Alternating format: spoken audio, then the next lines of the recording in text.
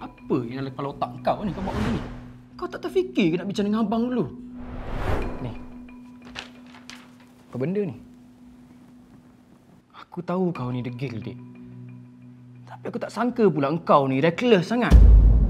Apa yang dalam kepala otak kau ni kau buat benda ni? Kau tak terfikir ke nak bincang dengan abang dulu? Astagfirullahaladzim. Macam mana aku nak explain dekat mak dengan ayah nanti? Dik,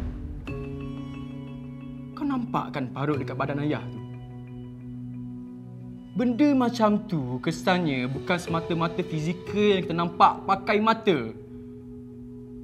Parut terbakar tu, dik, kesan dia sampai ke dalam jiwa. Engkau tu perempuan, dik. Kau cermin dulu diri engkau tu elok-elok.